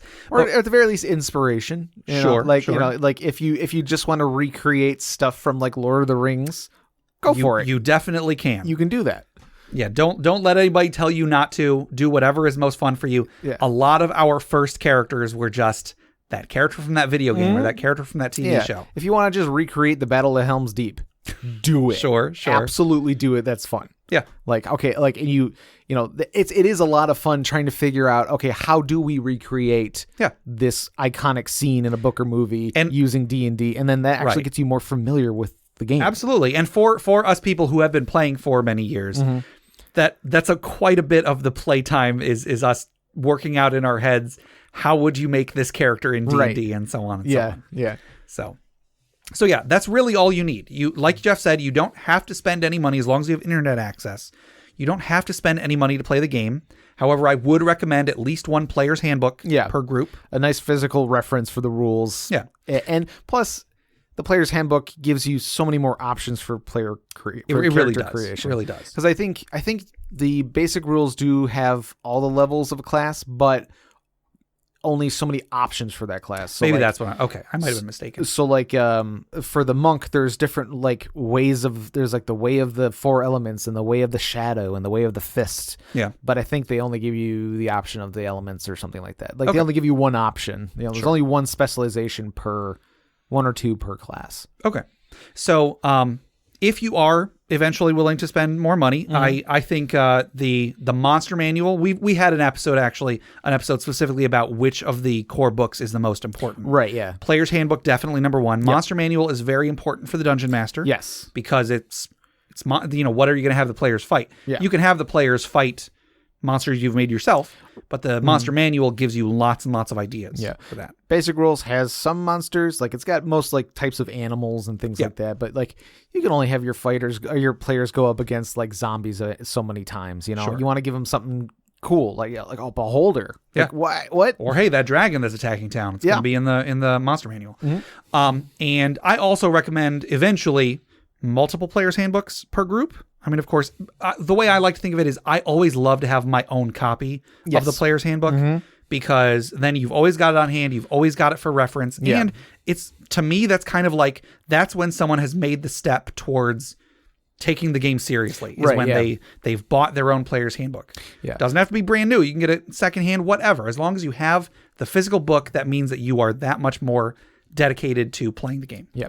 And when you're dealing with the turn-based combat, it's nice to have your own just so you can have the thing that you're going to do on your turn. Yeah. While you're waiting for your turn, you can be thinking about what you're going to be doing. You got that page open already. So by the time it gets to your turn, you can already reference what you want to be doing in the rules and go for it from there. Yeah. So we said that combat takes a long time. Most of the time it's because not everyone is as prepared as they could be. Right. And I'm not, that's not a knock on anybody. Jeff isn't always paying attention. I'm saying everybody does this. Myself, everybody does this. So if the more prepared you are, the faster your part of combat will go. Right. So, and having your own book on hand is a great way to do that. So that's it. Yeah. Players, dice, character sheet and pencil, and books. If you need the books. If you don't have the money, there's stuff online for the books. And there's plenty of other books to get. Don't need them. You don't need them. They're just, if you want the options that are in that book, awesome. Yeah, check. You don't need them though. Yeah, if you think the book sounds cool, read a review or two, see if the content in there looks like it's something you want to include in your games, then go ahead and get it. Yeah. Other than that, you really don't need much else. Yeah. And then before we close out this question, I just, there's, back when I did a presentation about D&D in my library a few years ago, I came up with I came up with 4 tips on how to be a good player. Not just how to play, but also how to be a good player. Okay. And this is not going to be like complicated stuff. Gabe, I don't remember what these are. That's fine. Is that bad? I didn't remember what they were until I brought it up just now. I've been a very bad player. As I say them, this will all make sense to you. This will not be foreign concepts. Number 1. I hope not. Participate. Shoot. Okay, go on. Just, like I said, when the dungeon master says, he describes the scene to you and then says, what do you do? Say what your character does. Yeah. If you notice everybody else is like, oh, I'm going to go do this. I'm going to go do this. take that as your cue to also do something. Right. Don't just sit there waiting for combat. Come up with something that you can do to interact with the world, interact with the non-player characters, even if it's just asking the dungeon master more information. Right, yeah. Anything that you can do so that you are an active person at the table will go a long way. So many players, again, no knocks at anybody in particular, but so many players just sit there staring at the dungeon master, expecting them to just keep talking. Right. It happens, not even by purpose. Sometimes it just happens. Yeah, you sort of get lost in that feeling of like, okay, this is a story being told to me. So you're just kind of like, all right, I'm here listening to a story being told. And but you got to remember, participate. You're part of the story. You can impact the story that is happening around you. So do it. Number 2, treat fellow players with respect. Sure. If someone else is doing something, don't talk over them. Yeah. If they've been taking up quite a bit of time, if they are kind of hogging the spotlight, deal with it. Just think about how you're going to deal with it. Don't just push them out of the way. If you're going to talk over somebody, it should be in character. There you go. That's actually not a bad idea. I don't like that. Do you like that I talked over you while I did that? Okay, good. I'm glad you took it. Good job. I mean, we do talk over each other sometimes on this show. Right. But yeah, it's because we're excited. Anyway, but yeah, like do what you want, and if it's in character, we always encourage inter-party conflict. There you go. But don't interrupt somebody who, like, if somebody's asking a question, the DM, or trying to like figure out a rule or something like that. Don't just let that happen. Don't be rude. Sure. The next one is don't try to be the best. Every character is kind of meant to fulfill some sort of a role in the group.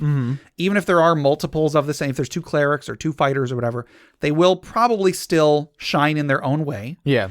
Just don't get upset if someone else is dealing more damage to you. Don't get upset if somebody else kills more monsters than you. Everyone is contributing to the group. Yeah. However large or small of a fashion. Don't be upset because someone else is taking the spotlight, whether intentionally or unintentionally. You will have your time. As long as the dungeon master is keeping up with the game, they will try to bring everybody out in the spotlight at some point. Yeah. It can be kind of difficult sometimes because it is a random number game. It is. That is true. So you are at the mercy of the dice. And so, like, because you want to play the guy who is good at dealing damage, but you're rolling really low on all your damage rolls, there's not really a whole lot that can be done about that. Yeah. And then the last one is be creative. Kind of goes hand in hand with participate.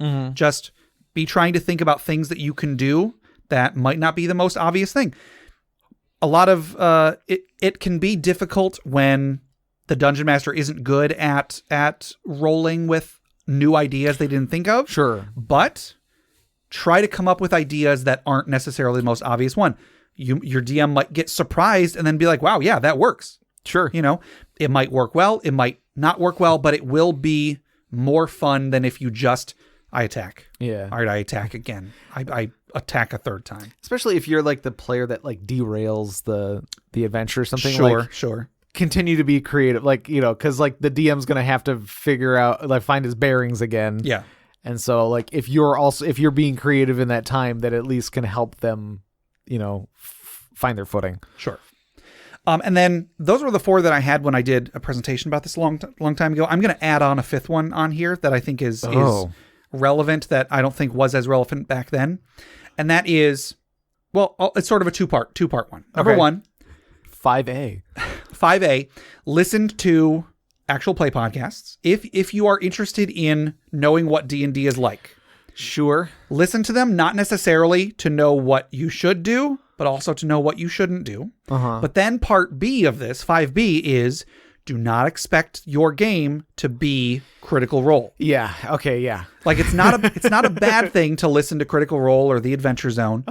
It is a bad thing to listen to them and then expect your game to be the same way. Right. That is so far removed from a home D&D game. That is a game where the people that are running it and the people who are playing it are getting paid to do so. Right. Quite a good amount of money. So they can set aside their entire week to come up with that week's session. Right, yeah. They can set aside their week, they can devote emotional energy towards being the best dungeon master they can be, being the best player.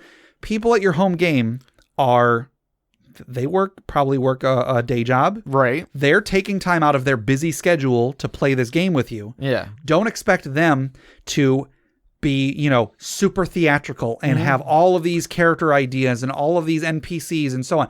So it's not a bad idea to listen to those because they're fun. And hey, it's more D&D. D&D is not a bad thing, even if it is the absolute pinnacle of whatever. But that's not what your game is going to be like. Yeah. You can strive to be like those people on Critical Role, but don't get discouraged when your game feels quite different. Right. And in the same way of like the Lord of the Rings thing, like you can go ahead and like recreate those situations, but like but don't expect it to be exactly like to have that same feeling of like, oh, this is hilarious and magical and like, and it's awesome. Sure. It is that because it's a production. Right. So like, remember that you're listening and watching a show. Yeah. D&D is a game. Right. So I said earlier that don't think of the dungeon master as being the one performing and you're just the audience. Right. Similarly, like the people that are in Critical Role, like they are all performers. Yeah. So try and keep that kind of idea in mind. It's not that, okay, your dungeon master is just going to do this gigantic show in front of you. Critical Role is only what it is because everybody is participating. Yes, the dungeon master is doing quite a bit. But the players are actors. They are voice actors. They are people that have been getting paid to do stuff like this for years. Right. So, like, don't expect your dungeon master to do all the work. You should be doing some work too. Yeah. But again, just as a blanket part of this, your game is not going to be Critical Role. It's not going to be the Adventure Zone, and that's fine. That's fine. You want it to be your own thing. Exactly. Yeah.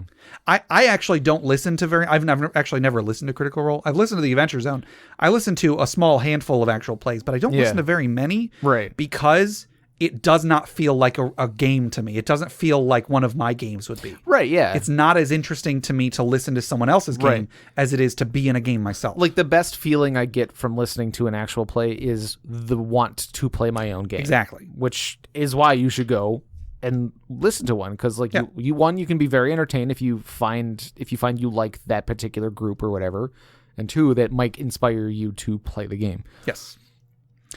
And you sort of recoiled a little bit when I said listen to actual play podcasts because I understood why you did that. Right. That's the B part was the part that I was going to say anyway. Right. It's like, don't expect it to be exactly Critical Role. Right. I think that actual play podcasts are great because they bring more people into the hobby. Right. It is very my recoil is very much like the old curmudgeon, like, kids get off my lawn sort of like, like I liked it before it was cool. Like, I was into that band before they became popular, whole thing. It's like I liked D&D before it became mainstream,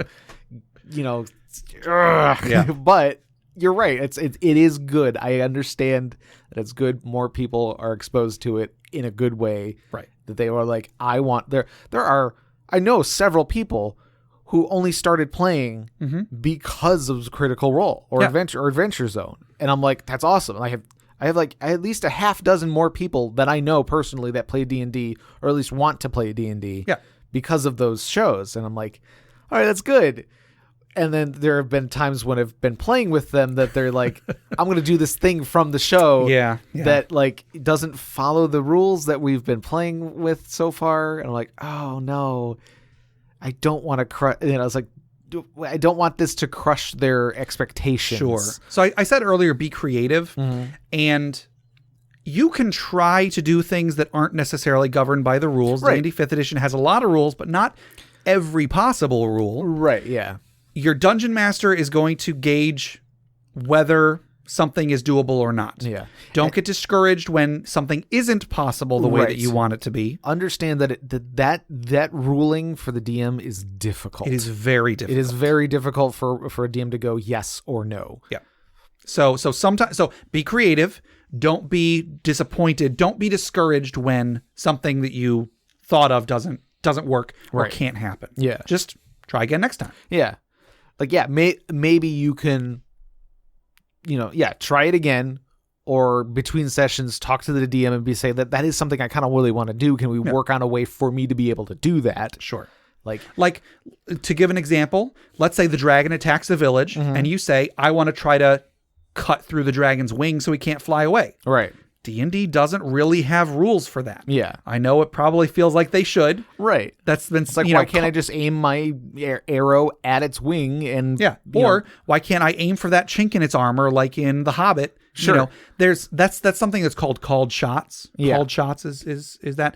And it's something that people have kind of wanted to be in D&D for many years, but it doesn't really mesh with D&D's abstract combat system. Right. It's hard to do it right without making it too powerful or useless. So just as an example, that's a rule that you might say to the dungeon master, I want to do this. I want to try to shoot it through its eye.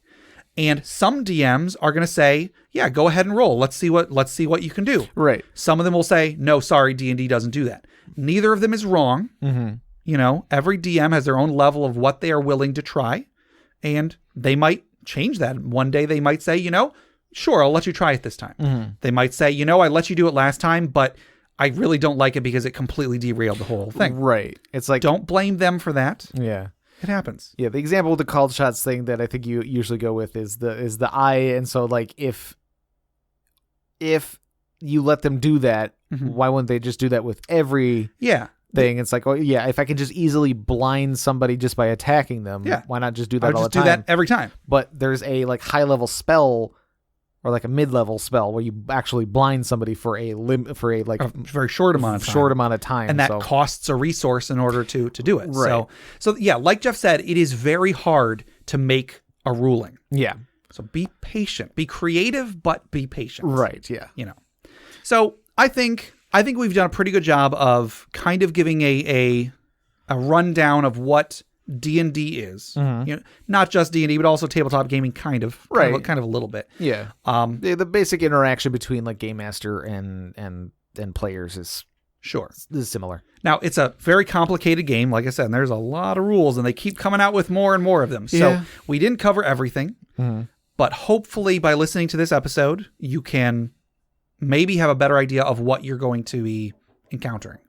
If you do listen to this and then you think to yourself, hey, I want to go listen to Critical Role a little bit, that might give you a better idea of how the actual, like what an actual encounter sounds like, or what an actual game might sound like. Yeah. Again, temper your expectations, but that I think that's a good progression. So yeah, it's good to hear it in action. Definitely.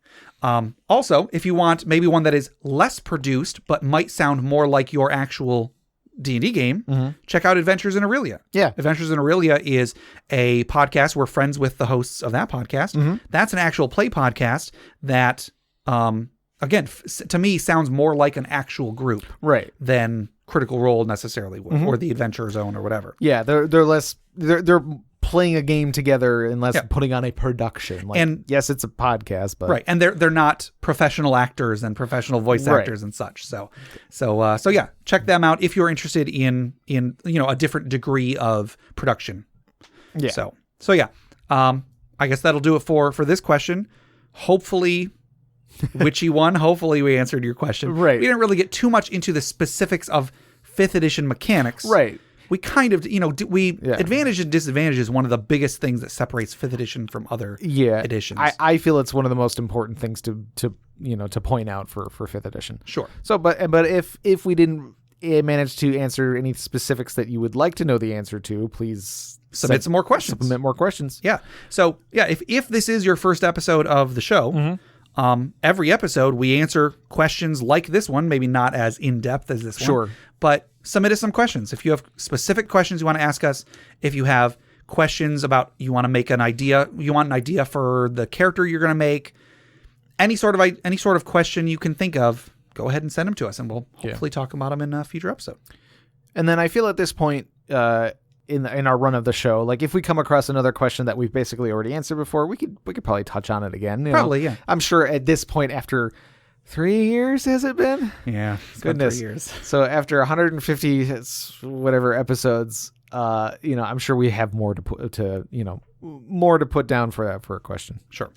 All right. So that'll do it for our regular questions. We do still have our social media questions. Right. I think I'm going to try to blaze through this one quickly. Okay. But again, for new people, every week we post on social media. We post on Facebook, post on Reddit, post on Twitter, and on our Discord. Right. A question for our listeners, and then you can reply to it. And then most of them, if not all of them, we will read on the show. Right. So the discussion question that we asked previously, that we're talking about this time, is where does your character or party live? Do they have a home base, or do they just live out in the wild or at the inn? Do you recall what your answer was, Jeff? I can't remember what I said previously, but like I know there have been times where we've had like a little home base. And then like I feel like I always like the idea of the characters that kind of just like live out in the wilderness and camp and stuff. Like they just camp every night or whatever. Okay. But I always like my character to have a home base. You know, I love that. I love feeling like they've got a home. I love like mapping it out and figuring out, you know, exactly what they have. If they have like a house, maybe it's got like a secret passage underneath it or something. I always like the idea of like having like a base that you can upgrade, and like maybe NPCs will show up, and you can have like, you'll have a cook that like between adventures, you'll come back and like the cook will make you something, and you have little relationships with NPCs that way. You know? Yeah, no, I love that. So on Facebook, we got a few. I don't think I'll read all of them, but we have some new ones, some new people that have responded. Dylan P says, my party has Skyreach Castle, a cloud giant's castle, but it's parked in/on Waterdeep. So we sleep wherever our adventurers of chaos end up. Oh, no. Tommy D says, the last campaign I did, I gave the party a manor in town, but only after they came up with a backstory and how they knew each other. That's a good incentive for the party to come up with reasons how they know each other. Right. Like you guys can have this sweet pad, but you have to, you know, you all have to sign a lease together. So you at least should know. Yeah. Ryan P says, most of my parties tend to camp out when they're in the wild. One of my parties had a carriage with bunk beds instead of benches inside. Think a very tiny 4-bed cabin on a cruise. I recently took a cruise, so I know exactly what you're talking about. JJ S says, my guys became part of the Lord's Alliance and were awarded a 4-bed apartment in Waterdeep to use as a base. Very basic, no frills, but a home for adventurer to sprout from. And he said thrills. I assumed he meant frills. But I suppose it could have been either. Sure. No frills or thrills. Ela M says, my party was summoned from across the continent by visions and the exposition train. We have a wood elf alchemy shop vendor from a trading post that lives above his shop. His apprentice, Geordie DeForge, has been minding the shop during the adventure and regularly checks in. A party guy drow that couch surfs in the dark forest, a half-aquatic elf that lives in a grotto behind the waterfall, and a hermit wood elf that lives in the northern forest and sets up their hammock in the trees nightly. And our paladin was a watchman for the largest city in the realm and slept in the barracks when he wasn't visiting his mom. Well, there you go. Over on Reddit, we just got a couple. Pruno says, running Curse of Strahd, players have finally incurred the wrath of Strahd von Zarovich. There is no place they can call home. Oh, no. There you go. King J EXE says, some spoilers for the Lost Mines of Phandelver, but the group I'm DMing for currently lives out of the inn, but they're looking to attempt to purchase the rundown Tresendar Manor on the outskirts of Phandalin. All of the upstairs is run down and falling apart, very unlivable, but up until the party dealt with them, the cellar was being used as a base of operations for the Red Brand Ruffians, a group that had a stranglehold on the town. I'm planning on letting them have it for a song because the town is grateful to not have to pay their protection fees anymore. Oh, sure. We just got one on Twitter, and that is Jingle Bell Blakely says, my party lives in an old manor that was blown up by adventurers, which they remodeled into a franchise headquarters for Acquisitions Incorporated, as well as a licensed location of the Big Daddy Donar's Yum Yum Hut restaurant chain, soon to be converted into an airship location. Oh, my goodness. There you go. Over on Discord, Floofy Shoob says, I'm going to venture a guess and say that I bet Jeff's characters live inside a Warforged Colossus. Oh, yeah. I hear they have a floor plan now. Yes. Oh, yeah, yeah. Which they do. That is one thing in the Eberron book that I was very excited about. There is an iron giant, basically, that has a floor plan that you can have an adventure in. I would absolutely be down for living in it, even if it is a deactivated one. That'd be cool. Yep. Thoen Frostax says, my players are part of an adventuring guild called Amelie's Astounding Adventures, which makes me just now realize that this is one of the players from Brute Force and Ignorance, right? One of the other podcasts on the Crit Nation Fellowship, so go check them out. And Amelie owns a building in Waterdeep that also acts as their home. Little do they know they're about to inherit a soon-to-be abandoned cloud giant castle in the sky. Nice. But that's still 2 or 3 sessions down the road. Wait a minute. So I'm guessing this is probably Jake, the DM. Right. That. Okay. I didn't realize that was him. I saw Thoen Frostax has been posting on here for a few weeks. I didn't realize that was Jake. So welcome, Jake. As for PCs, one of my favorites was Jedka, the halfling swashbuckler, who had a goblin-made pirate ship he stole. That ship is his castle, and the sea is his home. Mm-hmm. There you go. Debrasaur says, my character straight up has an evil lair complete with zombie servants, loyal followers, and a fungal guardian. Yes. Fungal garden. Sorry. Yes. The new Golgari will soon rise. Oh, yeah. Golgari is one of the guilds from Ravnica. Oh, okay. That's the green and black guild. Cool. That's actually my favorite guild. Okay. Peace-Joy Pancake says, I'm waiting for the day when they finally want to settle down somewhere, but so far they just travel and sleep wherever, whenever they can.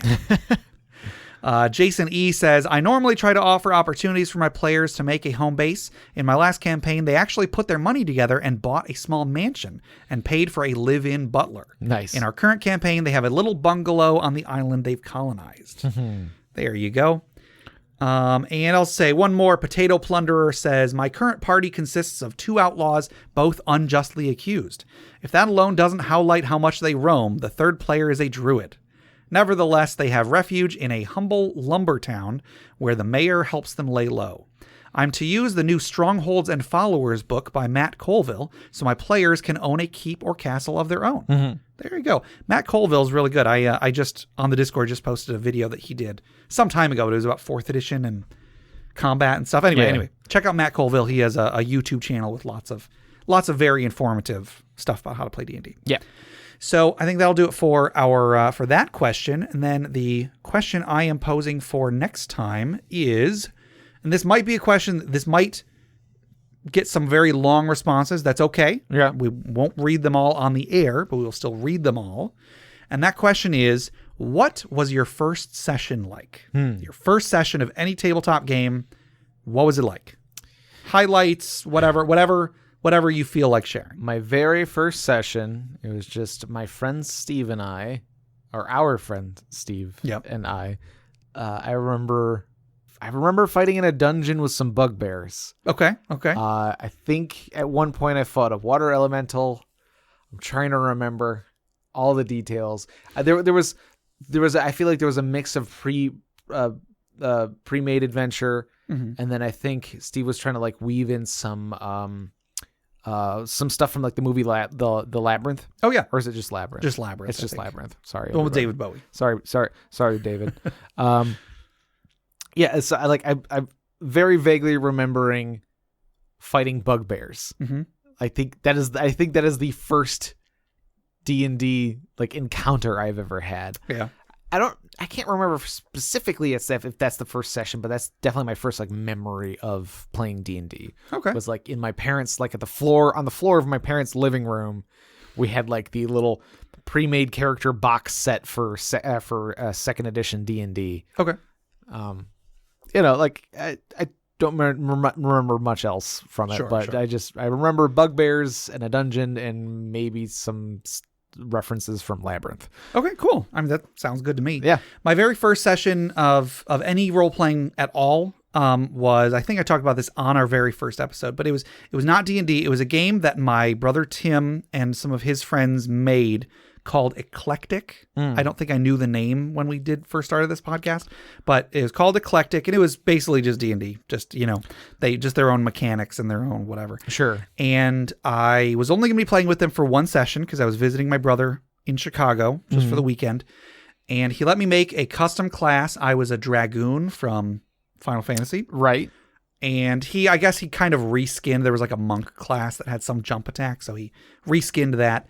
And we went through a dungeon, eventually fought a dragon. And like, I don't know, it was really exciting. I remember during the fight, I rolled like a natural 20 And then I rolled a confirm and I got another natural 20, I think. So like there was a chance I might have instantly killed the dragon, but the DM fudged it, so I didn't. I just did a ton of damage. Sure. So anyway, it was a lot of fun. Like I had never played any game like that, and the freedom of being able to do whatever I wanted. Yeah. I mean, whatever I wanted was basically just attacking. But, but still, I could have done other stuff if I wanted to. So it was a lot of fun. And it was a couple of years after that before I actually played D&D. But my first actual D&D session, like I don't really remember much of it. I just remember it was not very fun. So like none of us knew what we were doing. Even the DM didn't know what he was doing. Right. Yeah. So probably my second session of D&D was much better. So anyway, so those are that'll do it for our questions for this week. But before we close out, we do still have one more segment. And for this segment, we are going to let's relax. Okay. Let's take a deep breath. Let's remember those who have come before us, maybe those who have died, so that we may live in a better world after their heroic sacrifice, as we toss another log onto the funeral pyre.